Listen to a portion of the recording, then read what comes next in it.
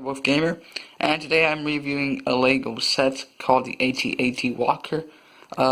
If you're a Star Wars fan, you will know this vehicle to be a classic, and I just got my hands on one, and this is the newer version, which was released in 2014, which retails for around $200 to $250. It comes with 5 minifigures, and it's pretty tall, as you can see. Over here we have the minifigures, and that's the height. Although, if it would be more realistic if the set was actually larger compared to the figure. But yeah, let's take a look at these minifigures. So, in this set, you get General Vers, I believe. Yes, and there's no camel. You also get a AT-AT Walker pilot, and you get 3 snow troopers. Now, the set that I got actually only included one of the right minifigures, but you get 3 of them. So this one is the minifigure you're meant to have, which is the newer variant, and these 2 over here are older variants from 2011 and so on. But yeah, let's take a closer look at General Vers. So, let me adjust the lighting. Okay. So, this figure has a pretty nice torso. As you can see, his face print is also really nice. It's only one-sided face, so yeah, it's pretty angry. His color scheme for the helmet, this kind of like a potty helmet, is really nice. It's like a bluish gray, and I really like that for it. Yeah, it doesn't want to focus. Come on. So yeah, this figure is really, really nice. Get to focus. Come on. There you go. There you go. Look at that torso. He also comes with the Star Wars binoculars, and that is the back print. Not that special, but still pretty neat. He also has a nice little belt. I can also compare him to the older version. This is the older General Vers. Well, in the set that he came in was actually a small little battle pack, which came with 2 of those, and then another old AT-AT pilot, which I don't have anymore. But yeah, this is the older General Vers, and as you can see, it's quite a big difference, especially on the face print. That's way simpler than the older one. But yeah, he could be considered a predecessor from the newer version. This one is also, I really like the printing. It's really nice. Okay, AT-AT Pilot. These guys are also a classic. Their helmets are actually Stormtrooper helmets, redesigned and remolded. The color, wait, let me just get to focus. Come on.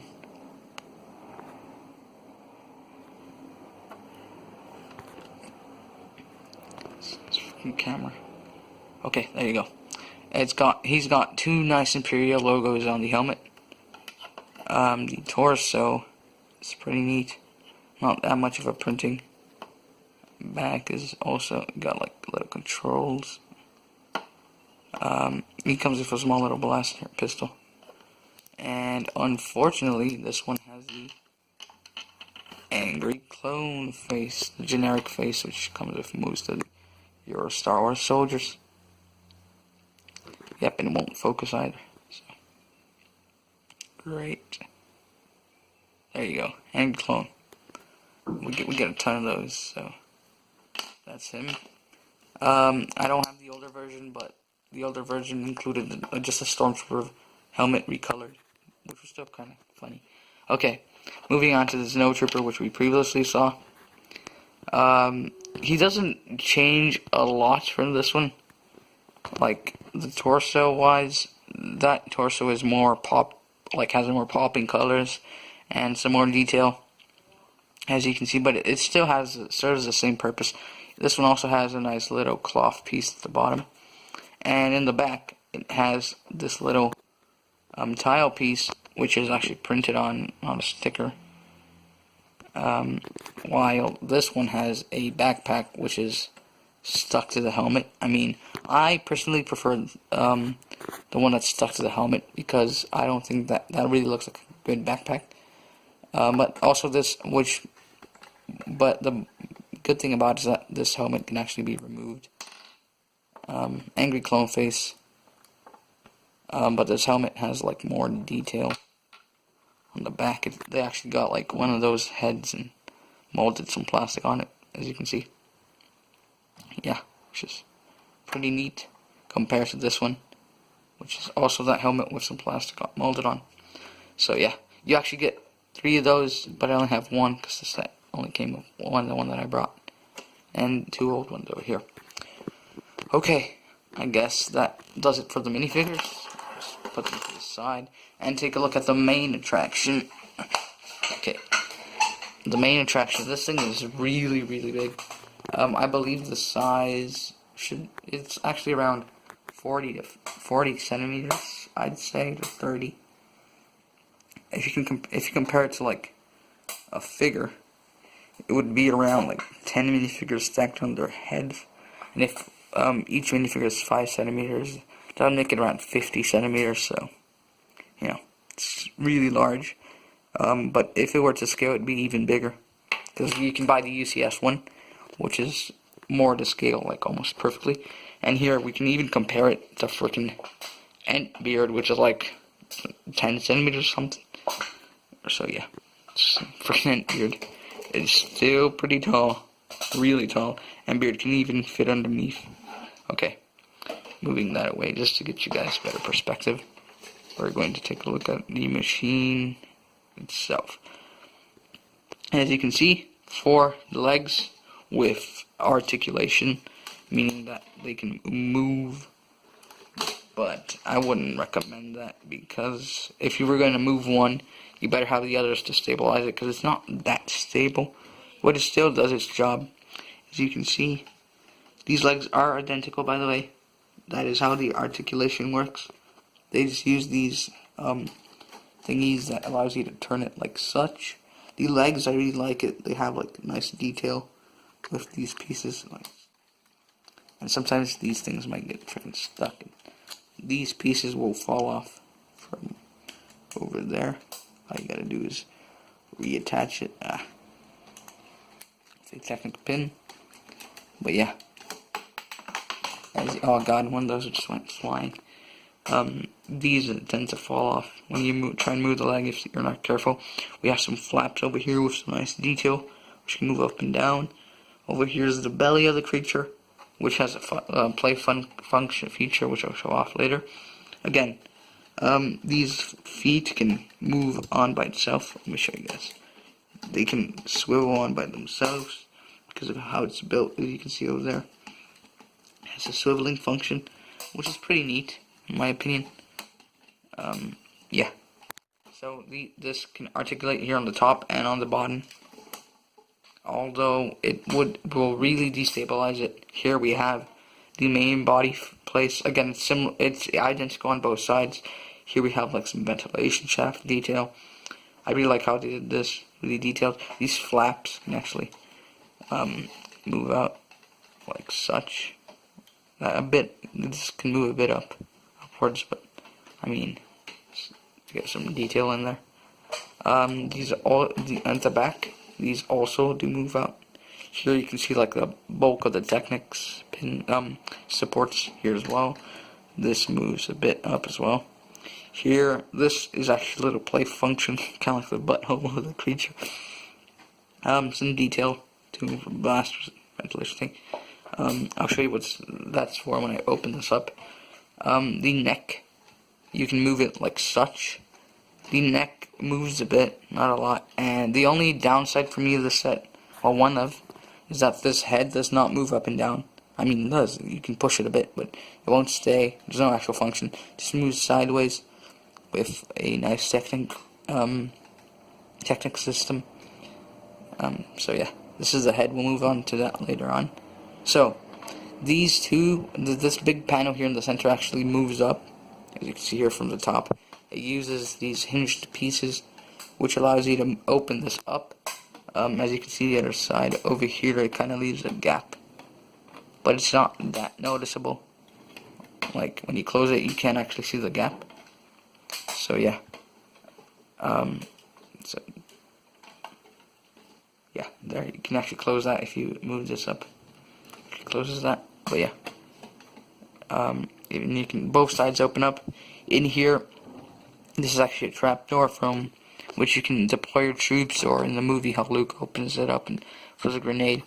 But yeah, in here you can actually see they covered this part out with some Technic pieces. These are the supports.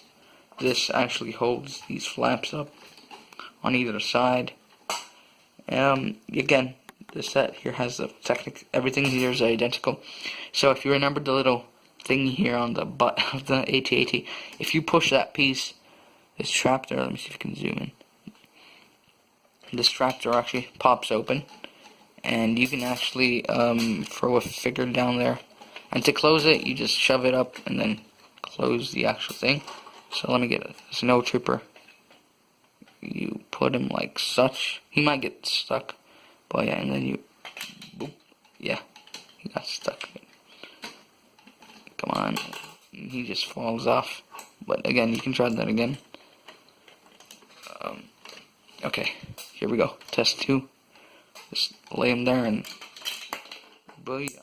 Oh god, he even fell from the freaking desk. Okay, so yeah, that's it. You got a nice little trapdoor system. Oh, and don't close the little butthole thing before you actually lift the thing, because then it usually gets stuck, and you don't want that. So push that in, and there you go. Oh god, if you're not careful, things do tend to fall apart, especially these round pieces, like I said. Okay, so that's it for the actual container. So we're going to be taking a look at the head of the beast. This head, I believe they did it quite well. It could have been bigger, like I said, the set's not exactly to scale. But this here is meant to be like where they look out from. We got a nice little texture here on top. Again, this is all like really nice. How I like it how they did it. These guns sadly do not swivel like in the actual movie, but they are there, made from a spade and a freaking antenna piece. Again, identical on the other side. We got some details over here. In the front, we got 2 nice little blasters. They do not move up and down. Yet there's another play feature, which this kind of hides. But you can actually, I think, yeah, here there are 2 flick fire missiles, which you guys know, spring-loaded missiles, which you just pull down. It flies out like such. You guys know these, so yeah, you got 2 of them in there, and you get a spare one. This actually does open. Just move this up like such. This actually might come out loose if you're not careful. It's again, this is all Technic built, and it fits 2 people. Let me see, and there's a control panel, an actual quite common one for the Star Wars team over there. One of them is normal non-studded surface, which just sits him down.